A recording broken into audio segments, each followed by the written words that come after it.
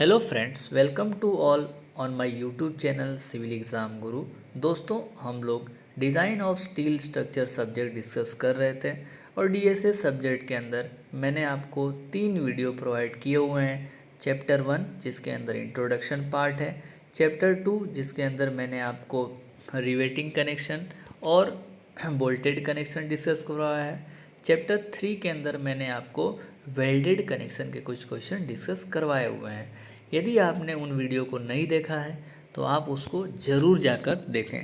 और हाँ, यदि आप चैनल पर पहली बार आए हुए हैं तो चैनल को सब्सक्राइब ज़रूर करें।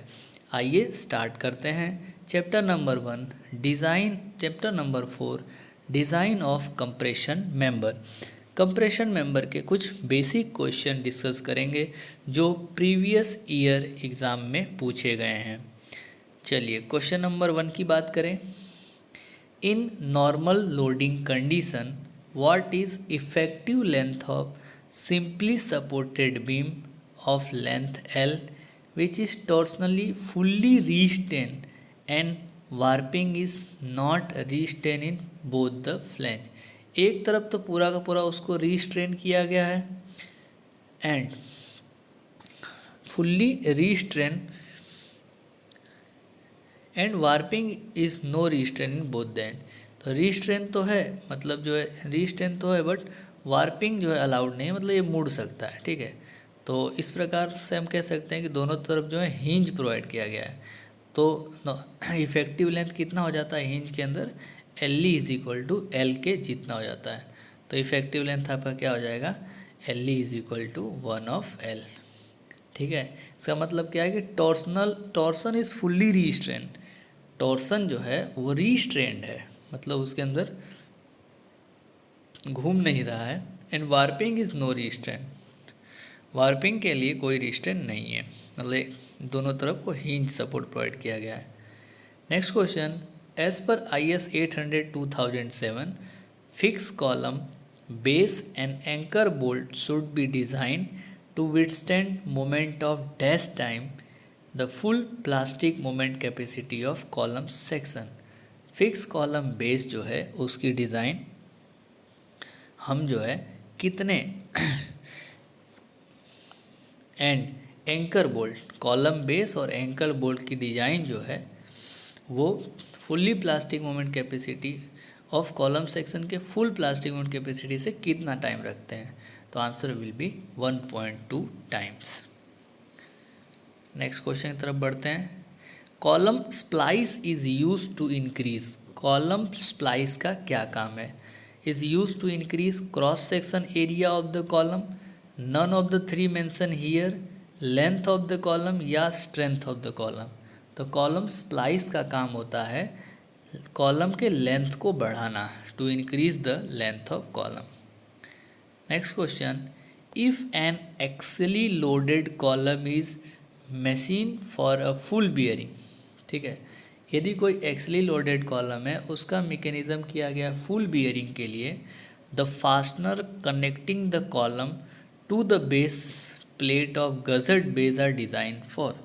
तो जो फास्टनर की हम लोग डिज़ाइन करेंगे, जो गजट प्लेट्स पे आने वाले लोड को कैरी ओवर करेगा, उस फास्टनर की जो कैपेसिटी है वो 50% ऑफ कॉलम लोड के लिए डिज़ाइन किया जाता है। Next question, which of the following statement are correct for double angle struts. Double angle struts के लिए कौन सा स्टेटमेंट सही है। पहला स्टेटमेंट बोल रहा है two angle on opposite side of gusset plate which will be economical than two angle on the same side of gusset plate keeping same leg connected with gusset plate in both the cases। दो angle यदि gusset plate के opposite side लगाएंगे हैं तो वो एक economical होगा then the two angle on same side of gusset plate. यदि गजट प्लेट के एक ही साइड में दो एंगल लगाना या फिर गजट प्लेट के अपोजिट साइड में दो एंगल लगाना, keeping same leg connected with gazette plate in both the cases. तो ये स्टेटमेंट जो है आप कह सकते हैं कि सही है कि हम एक गजट प्लेट है उसके एक तरफ एक एंगल लगाओ और दूसरे तरफ एक एंगल लगाओ, या दोनों एंगल एक ही तरफ लगाओ, तो एक एक ये आजू बाजू जो एंगल लगाओगे वो जो है इकोनॉमिकल होगा। ठीक है। नेक्स्ट नेक्स्ट स्टेटमेंट बोल रहा है two unequal angle with the shorter leg connected to the gusset plate provide economical selection.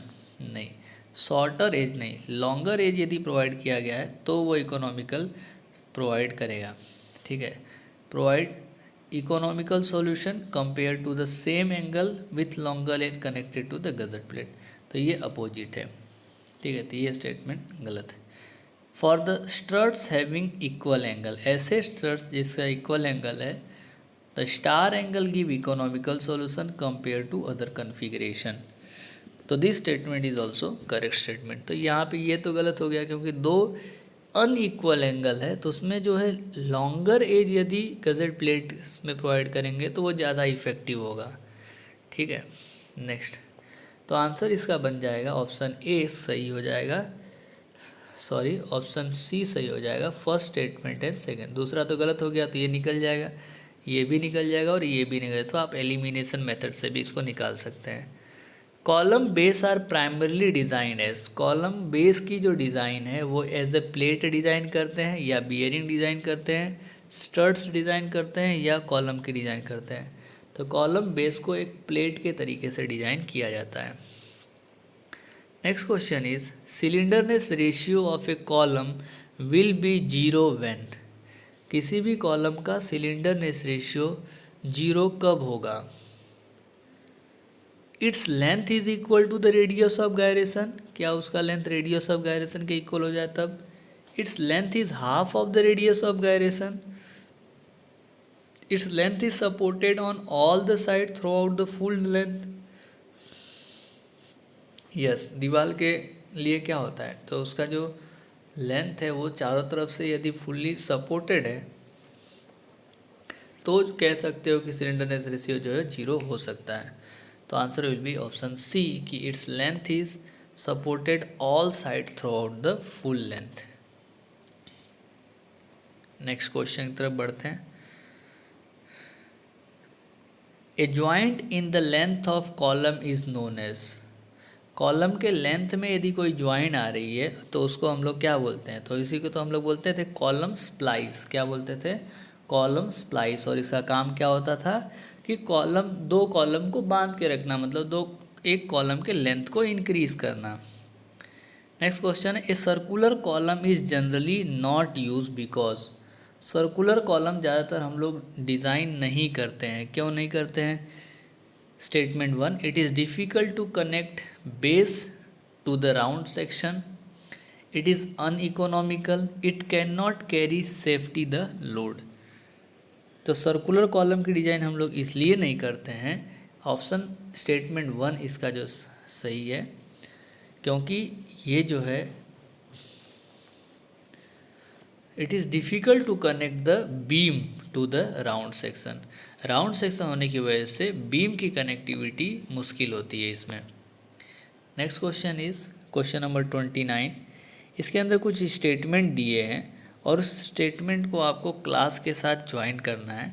तो डायरेक्ट हम क्लास में जाते हैं। क्लास 1 है प्लास्टिक, क्लास 2 जो है वो कॉम्पैक्ट है, क्लास 3 जो है वो है आपका सेमी कॉम्पैक्ट, एंड क्लास 4 जो है वो सिलेंडर है। ठीक है, तो आपको देखना है फर्स्ट इज़ क्लास 1 प्लास्टिक। तो प्लास्टिक मोमेंट का जो क्लास है वो होगा आपका स्टेटमेंट सी कि the cross section can develop plastic hinge and have rotation capacity require for the failure. तो प्लास्टिक में प्लास्टिक हिंज डेवलप होगी और वो जो क्लास है उसके अंदर आप जो है रोटेशनल कैपेसिटी प्रोवाइड करेंगे फेलियर से बचने के लिए। नेक्स्ट से कॉम्पैक्ट सेक्शन में हमें जो है किस प्रकार का क्लास देखने को मिलेगा? कॉम्पैक्ट सेक्शन का मतलब है कि cross section can develop plastic moment of A resistance but have इनएडिक्वेट plastic hinge rotation. Compact में डेवलप तो करेगा प्लास्टिक मोमेंट, लेकिन प्लास्टिक हिंज रोटेशन कैपेसिटी जो है उसके अंदर बहुत कम होती है। ठीक है। Next, semi compact section. Semi compact में आपको ऑप्शन बी है कि cross section in which extreme fibre in compression reach yield stress but can not develop plastic moment resistance. Semi compact में जो एक्सट्रीम फाइबर है वो कंप्रेशन में तो पहुंच गया है, लेकिन उसके अंदर plastic moment of resistance develop नहीं हुआ है। And class 4 is slender that is cross section in which element buckle locally even before reaching the stress. Yield stress से पहुंचने से पहले कॉलम जो है बैंड हो जाता है, उस प्रकार के क्लास को बोलते हैं सिलिंड्रिकल क्लास। ठीक है। तो अब ये क्वेश्चन दोस्तों इम्पॉर्टेंट क्वेश्चन है। कभी कभी जो है अलग अलग एग्जाम के अंदर जो है सेपरेटली क्वेश्चन पूछ देता है। तो प्लास्टिक मोमेंट में क्या होगा, plastic moment can develop plastic hinge and have rotation capacity require for failure. तो प्लास्टिक मोमेंट के अंदर जो है प्लास्टिक हिंज डेवलप होगा और उसके अंदर फेलियर से बचने के लिए वो रोटेशन कैपेसिटी को भी डेवलप कर सकता है।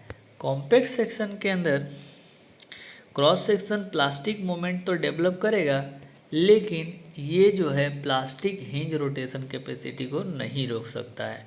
सिलिंड्रिकल कॉलम जो है यील्ड होने से पहले ही बकल कर जाएगा और सेमी कॉम्पैक्ट सेक्शन जो है यील्ड स्ट्रेस तो डेवलप करेगा, लेकिन प्लास्टिक मोमेंट ऑफ रेजिस्टेंस जो है वो रेजिस्ट नहीं कर सकता है।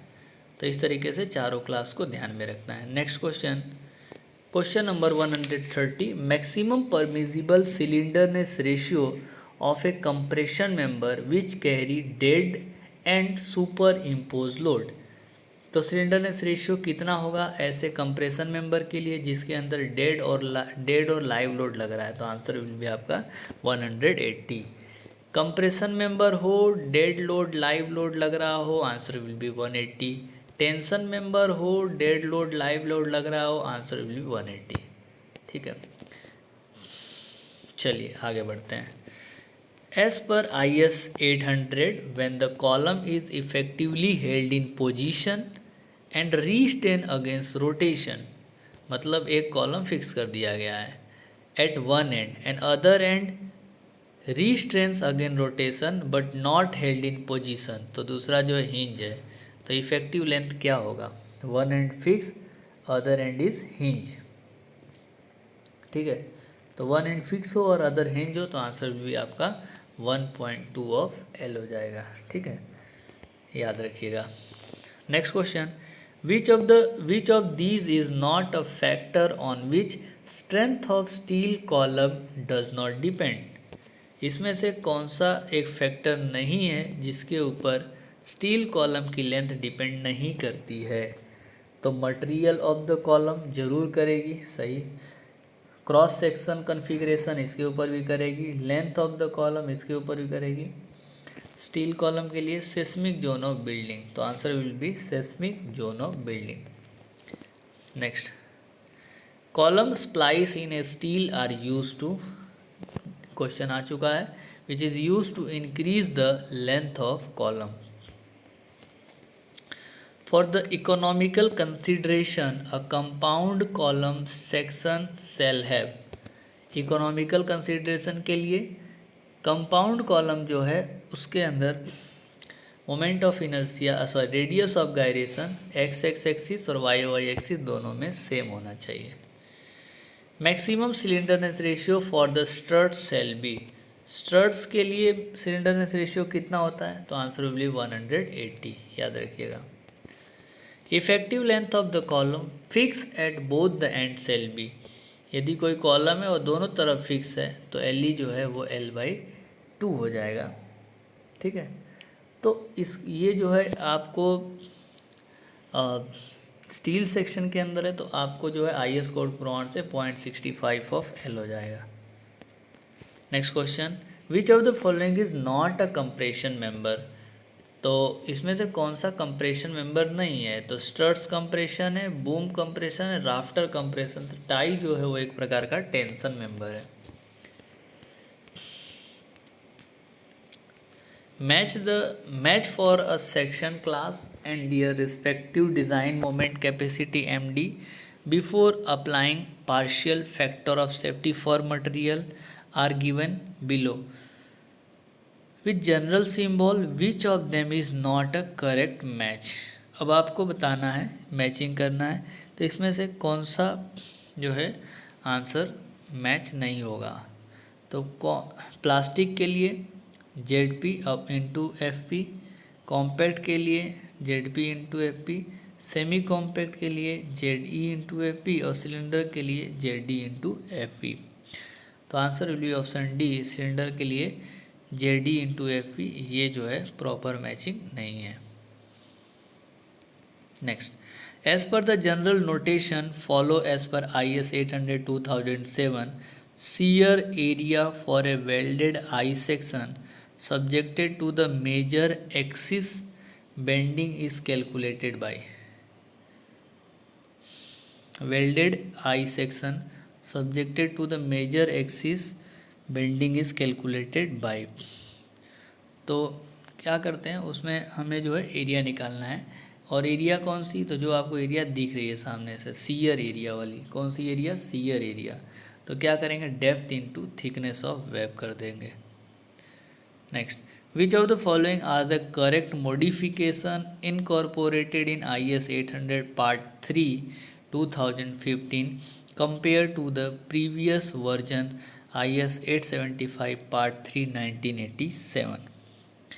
तो इसमें से कौन सा स्टेटमेंट आपको बताना है कि करेक्ट है। स्टेटमेंट 1 है कि the previous classification of the structure into terrain category 2, 3 and 4 are detected and accordingly the modification factor K2 is rename and height of the structure size factor. Second है an additional modification factor term as important factor has been included for important structure। तो दोनों statement जो है वो गलत है, कोई भी स्टेटमेंट है सही नहीं है। Which type of the cross section can attain yield moment but not the plastic moment before failure by the plate buckling। अभी हमने देखा था, सेम क्वेश्चन आ गया। तो यील्ड मोमेंट तो डेवलप कर रहा है लेकिन प्लास्टिक मोमेंट डेवलप नहीं कर रहा है। तो ऐसा सेक्शन कौन सा था, उसका होता semi compact section. Plastic section क्या था, यील्ड मोमेंट भी डेवलप किया था और प्लास्टिक मोमेंट कैपेसिटी भी डेवलप किया था। सेमी कॉम्पैक्ट सेक्शन क्या है, यील्ड मोमेंट तो डेवलप कर रहा है लेकिन प्लास्टिक मोमेंट कैपेसिटी डेवलप नहीं कर रहा है। चलिए नेक्स्ट बढ़ते हैं आगे। In case of structural steel in term of their outstanding length, the minimum ratio of thickness of element in compression is specified to prevent। क्या करते हैं, minimum ratio of thickness of element in compression, किसको रोकने के लिए हम जो है मिनिमम थिकनेस प्रोवाइड करते हैं, bending failure, shear failure, local buckling या टेंशन फेलियर। तो answer will be local buckling. Next question की तरफ बढ़ते हैं आगे।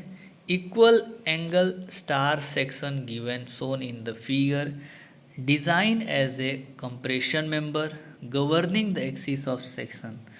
तो इसमें से कौन सा सेक्शन जो है वो as a compression member design किया जाएगा, यूयू सेक्शन, XX सेक्शन या VV सेक्शन। तो आंसर आपका हो जाएगा यहाँ पे यूयू सेक्शन। इसको डिज़ाइन करेंगे हम जो है एज ए कंप्रेशन मेंबर। चलिए नेक्स्ट, इलेक्ट्रिक पोल जो है आपको 5 मीटर दिया हुआ है हाइट का, which is fix into the foundation. Foundation में इसको फिक्स कर दिया गया है। इट इज़ कैरी और a wire at the top and it is free to move the side way, the effective length of the pole will be. तो LE जो है वो क्या हो जाएगा, एक तरफ फिक्स है और एक तरफ फ्री है, तो LE is equal to 2L हो जाएगा, और लेंथ 5 मीटर है तो आंसर विल बी आपको 10 मीटर आ जाएगा। ठीक है ना, 4 सेक्शन आपको पता होगा। यदि बोथ एंड हिंज है तो LE is equal to L हो जाता है, यदि बोथ एंड जो है हिंज हो। बोथ एंड फिक्स हो तो क्या हो जाता है, LE is equal to L/2 हो जाता है। और एक एंड फिक्स हो और दूसरा फ्री हो तो L E is equal to 2L हो जाएगा, और एक एंड फिक्स हो और दूसरा हिंज हो तो L E is equal to √2L हो जाता है, ठीक है ना, सॉरी L/√2 हो जाता है, L E is equal to L/√2 हो जाता है। तो इम्पॉर्टेंट है, चारों कंडीशन कॉलम के याद रखिएगा आप लोग। Next question is maximum slender ratio for a compression member carrying both dead and superimpose load, तो answer will be 180। Which of the following is a compression member, इसमें से कौन सा कंप्रेशन मेंबर है आपको बताना है।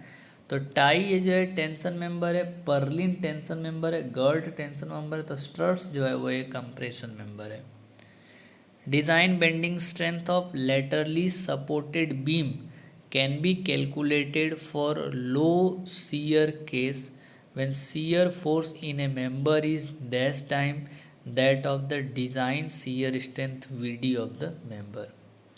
डिज़ाइन बेंडिंग स्ट्रेस कितना हम लोग कैलकुलेट में लेते हैं। Design bending strength of laterally supported beam can be calculated for low shear in case when shear force in member is 0.6 time that of the shear strength of the member। चलिए next की तरफ बढ़ते हैं आगे। Question number 148, what is the value of maximum effective slenderness ratio KL/R for the compression flange of the beam against lateral torsional buckling. तो lateral torsional buckling के अंदर 300 provide करते हैं, ठीक है ना, याद रखिएगा।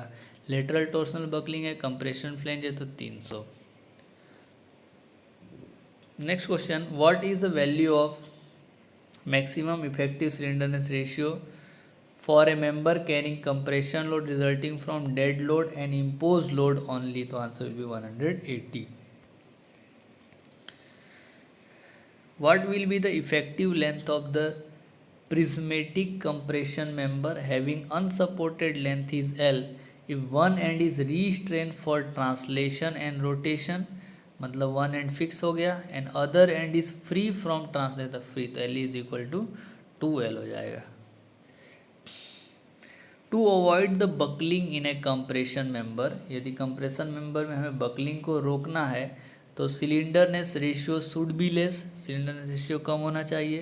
Radius of gyration should be less, slenderness ratio should be more and area of the cross section should be less, तो answer will be option A, slenderness ratio should be less. Next, to connect for a shear deformation effect in the batten column, batten column के अंदर shear deformation defect को यदि हमें जो है account करना है या कम करना है तो ratio of the effective slenderness ratio to the maximum actual slenderness ratio of a column is considered as, तो इफेक्टिव सिलेंडरनेस रेशियो और मैक्सिमम एक्चुअल सिलेंडरनेस रेशियो जो है बैटन कॉलम में हमें एक से ज़्यादा रखना पड़ेगा यदि शियर डिफॉर्मेशन को रोकना है तो, ठीक है। Next question, effective slenderness ratio for a laced column shall be dash time the maximum actual slenderness ratio to account shear deformation, ठीक है।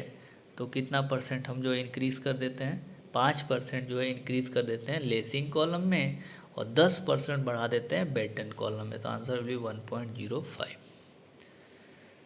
Next, according to the IS 800 maximum slenderness ratio for compression member carrying both dead load and the live load, तो answer भी 180। काफ़ी time ये question repeat हुआ है, 180 वाला तो आपको याद ही रखना है। दोनों मेंबर टेंशन हो कंप्रेशन हो, दोनों डेड लोड और लाइव लोड से है तो दोनों में 180 ही आएगा। Next question is a struts is a structural member subjected to, struts एक प्रकार का कंप्रेशन मेंबर है और उसके अंदर क्या क्या आ सकता है, तो tension in the direction parallel to the longitudinal axis, tension in a direction perpendicular to the longitude, ये गलत हो गया, compression in a direction parallel to the longitudinal axis और compression in a direction parallel to the, तो answer will be struts is a structural member जिसके अंदर compression in a direction parallel to the longitudinal axis, तो length वाली जो axis है उसमें compression आने का चांस है, ठीक है, तो उसी को हम लोग बोलते हैं struts. Which is the best compression member section, इसमें से कौन सा सेक्शन बेस्ट कंप्रेशन सेक्शन है, तो answer will be tubular section. Which of the following steel section is consider as based, इसमें से कौन सा स्टील सेक्शन सबसे बेस्ड है, तो प्लास्टिक सेक्शन सबसे बेस्ड है, ये यील्ड मोमेंट डेवलप भी करता है और मोमेंट रेजिस्टिव कैपेसिटी भी इसकी अच्छी है। Most economical section for column is, column के लिए सबसे इकोनॉमिकल सेक्शन कौन सा है, that is tubular section. Maximum effective slenderness ratio for a member carrying compressive load resulting from dead load and impose load, वापस से देखो रिपीट हो गया है, शुड नॉट एग्जिट, तो कंप्रेशन मेंबर है, डेड लोड लाइव लोड है, तो 180 आएगा। Effective length of the column having length L and both and is hinge, both and hinge है तो उसके लिए इफेक्टिव लेंथ कितना हो जाएगा, तो एल जो है एल के बराबर हो जाएगा। When struts connected by single rivet at each end, जब स्ट्रट्स है और connected by single rivet at each end, maximum slenderness ratio for a compression member, struts के लिए कितना होगा 180, स्ट्रट्स के लिए जो है वो भी कितना हो जाएगा 180। Recommended value of effective length of compression member which is effectively held at both the end but not restraints against rotation, तो दोनों जो है वो हिंज है, तो दोनों हिंज है तो L is equal to L हो जाएगा, ठीक है ना, तो answer will be option D. Next question, maximum effective slenderness ratio of a structural steel member compressive load resulting from dead load and impose load 180। अभी तक तो आपको याद हो चुका होगा, 180 वाला क्वेश्चन काफ़ी टाइम पूछ दिया है। Steel column hinge eight both the and have a buckling load is 100 Newton, एक स्टील कॉलम है दोनों तरफ हिंज है और लोड जो है वो 100 newton. If the column is restraints against lateral movement at the mid joint, mid height पे उसको रिस्ट्रेन किया गया है, तो बकलिंग लोड विल बी, तो बकलिंग लोड उसके अंदर कितना होगा, ठीक है, तो एल ई जो है वो क्या हो जाएगा, L is equal to L by 2, तो हाफ पर उसको रिस्ट्रेन किया है, तो और कॉलम लोड जो है 400 है, ठीक, तो क्या हो जाएगा इसका 4 time pi square E I upon L E का स्क्वायर होता है, तो 4 टाइम हो जाएगा, that will be 400 kilo newton. Next question, wind pressure P on tall building is compress proportional to, answer will be V का square, P is equal to 0.6 VZ square होता है। The compression member tend to buckle in the direction of the air, compression member जो है किस direction में buckle होने के chance ज़्यादा होता है, जहाँ पर रेडियस ऑफ गायरेशन कम होगा उस डायरेक्शन में कंप्रेशन मेंबर बकल हो जाएगा। तो दोस्तों इस तरीके से हमने आज कंप्रेशन मेंबर के काफ़ी क्वेश्चन डिस्कस कर लिए हैं। प्रीवियसली मैंने काफ़ी सारे क्वेश्चन आपके स्टील स्ट्रक्चर के करवा दिए हैं आपको। आने वाले चैप्टर्स के अंदर हम लोग जो है tension member, beam column, bending moment वाले क्वेश्चन, रूफ वाला क्वेश्चन, हम लोग जो है प्लास्टिक मोमेंट से क्वेश्चन डिस्कस करेंगे।